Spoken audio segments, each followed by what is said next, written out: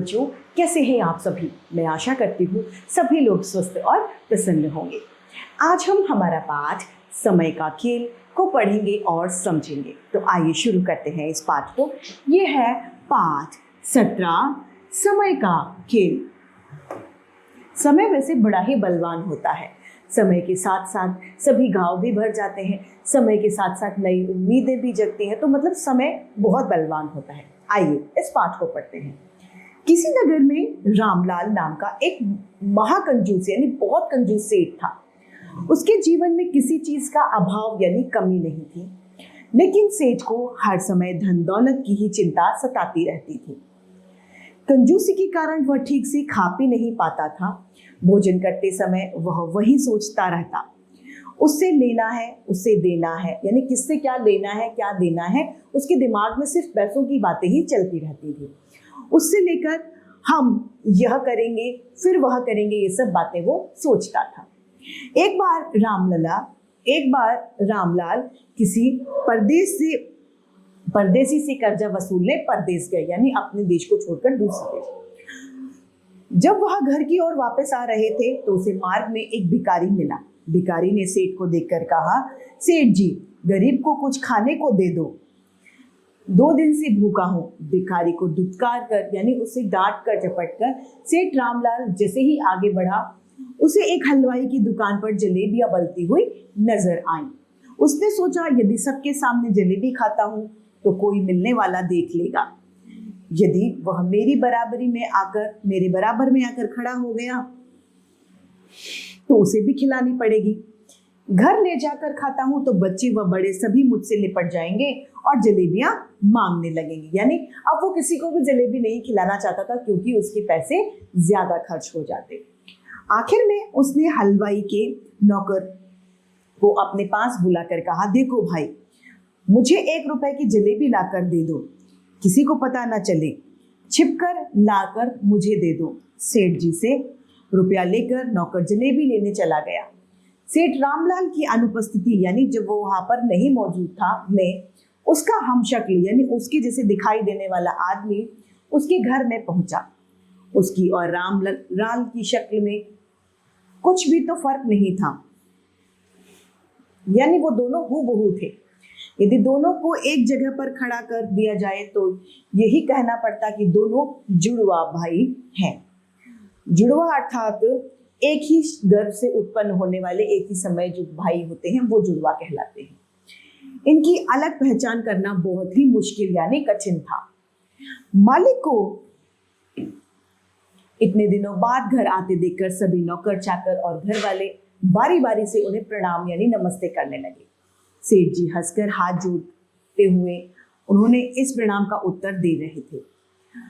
उनसे घर में आते ही नौकर को आवाज दी, बाबू जी। सेठ जी।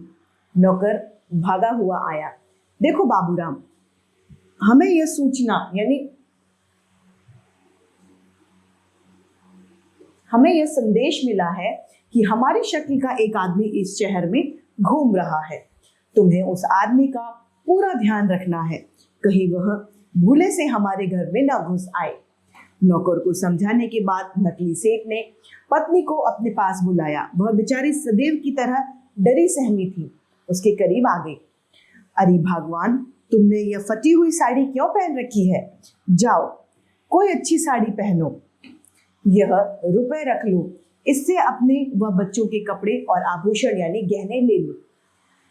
यह कहते हुए नकली रामलाल ने बहुत से रुपए लक्ष्मी को दे दिए। लक्ष्मी देवी के जीवन में पहली बार खुशी के सुनहरे दिन आए थे, क्योंकि सेठ तो कंजूस था, सेठ तो कभी उसे पैसे देता नहीं था, लेकिन पहली बार इसमें नकली सेठ ने उसे पैसे दिए थे। वह बाजार जा रही थी, उसके पास बहुत सा धन था। बाजार में जाकर उसने गरीबों को दान दिया। उसने मंदिर में जाकर 5.25 रुपए का प्रसाद भी चढ़ाया। नकली रामलाल घर में गरीबों को बुला बुला कर दान दे रहा था। जो भी इसके दरवाजे पर द्वार पर आ रहा था वह खाली नहीं जा रहा था। भूखे नंगे भिखारी लोग सेठ रामलाल के घर की ओर भागे जा रहे थे।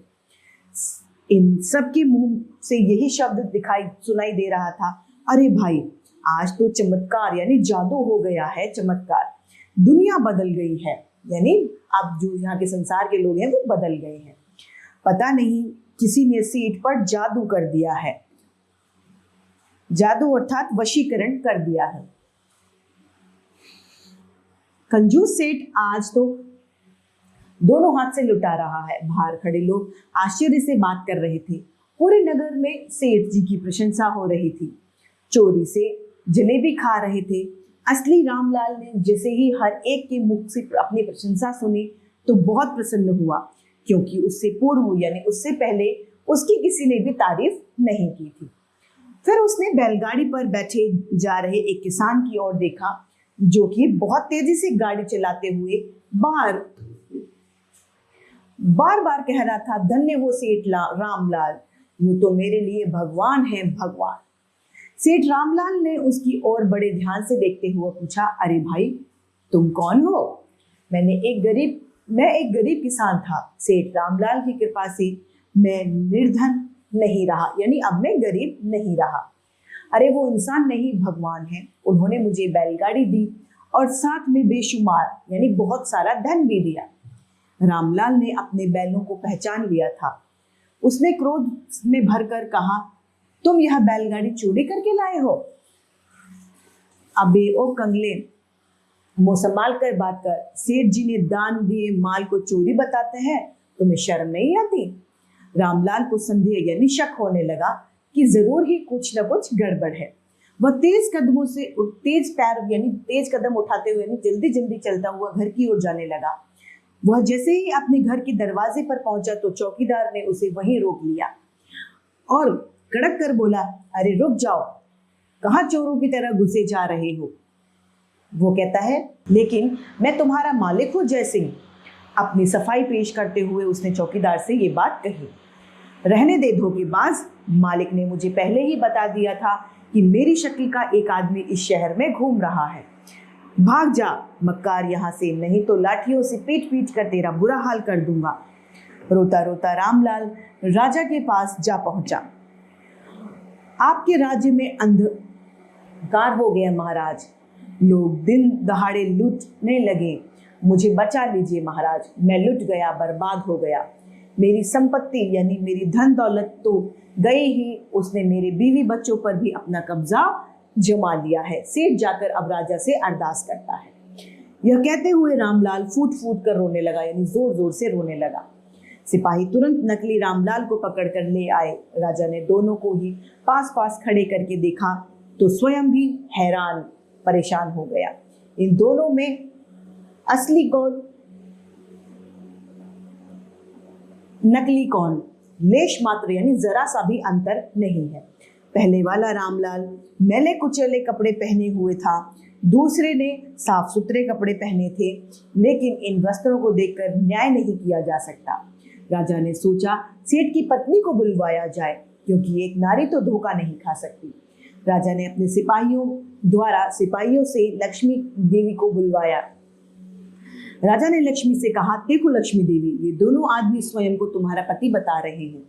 अब तुम ही फैसला करो कि इन दोनों में से कौन सा तुम्हारा असली पति है। लक्ष्मी ने उन दोनों की ओर बड़े ध्यान से देखा। काफी देर तक देखने के बाद लक्ष्मी ने नकली रामलाल की ओर संकेत करते हुए कहा, यही है मेरे असली पति, यानी अब वो भी उसे नहीं पहचानी। इस पर असली रामलाल क्रोध यानी गुस्से से भड़क गया।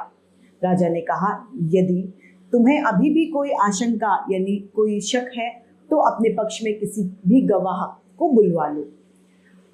हाँ मंजूर, हाँ महाराज, मैं गंगू नाई को अपने गवाह के रूप में बुलवाना चाहता हूँ। राजा ने नाई के आने पर कहा, पहचान कर बताओ कि दोनों में से असली रामलाल यानी तुम्हारा मालिक कौन है। गंगू नाई भी बेचारा उन दोनों को देखकर चक्कर में पड़ गया, यानी वो परेशान हो गया, क्योंकि दोनों में कहीं कुछ भी अंतर नहीं था। फिर गंगू को ध्यान आया सेठ जी के सिर पर एक मस्सा था। उसने झट से उन दोनों के सिरों को टटोल कर देखा तो उसके आश्चर्य की कोई सीमा ही नहीं रही। उसने उन दोनों के सिरों में वही मस्से देखे, यानी दोनों के सिरों में मस्से मौजूद थे। तभी गंगू ने राजा से कहा, महाराज अब तो मेरे वश की बात नहीं कि यह बता सकूं कि दोनों में से कौन असली है और कौन नकली है। असली रामलाल ने जब यह देखा कि गंगू ने भी उसे पहचानने से मना कर दिया तो दुख के कारण वह बेहोश होकर गिर पड़ा। राज्य वैद्य यानी राजा का जो वैद्य है उसे बुलवा कर उसको उपचार के लिए बुलवाया। वैद्य जी बेहोश पड़े रामलाल को दवाई देकर होश में लाने का प्रयास यानी कोशिश कर रहे थे। होश में आते ही असली रामलाल ने राजा के हाथ जोड़ते हुए कहा, मैं एक बुरा आदमी था, मैंने किसी जरूरतमंद और दीन दुखी की मदद नहीं की, मैं केवल धन के पीछे पागल हुआ फिरता था। उसका परिणाम यानी नतीजा अब मेरे सामने है। अब मेरे अपने भी मुझे अपना मानने के लिए तैयार नहीं। मैंने जो अपराध किया उसकी सजा मुझे मिल गई। यह कहते हुए रामलाल वहां से जाने लगा।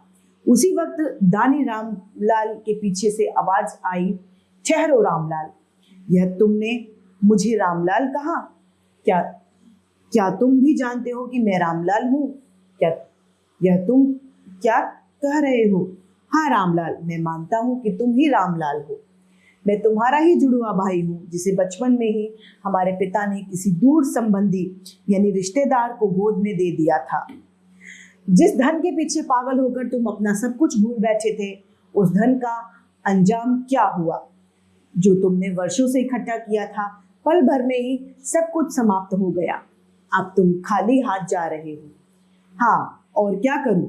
मैं तो केवल तुम्हें यह समझाने आया था कि इंसान को जीने के लिए धन आवश्यक है, लेकिन धन के पीछे अपने को भुला देना ये बुद्धि की बात नहीं है। यानी ये अच्छी बात नहीं है कि आप पैसों के लिए अपने ही लोगों को भुला दो। अब मेरा काम समाप्त हो रहा है और मैं जाता हूँ। ये कहता हुआ वो नकली रामलाल चला जाता है। ये पाठ जातक कथा पर आधारित है।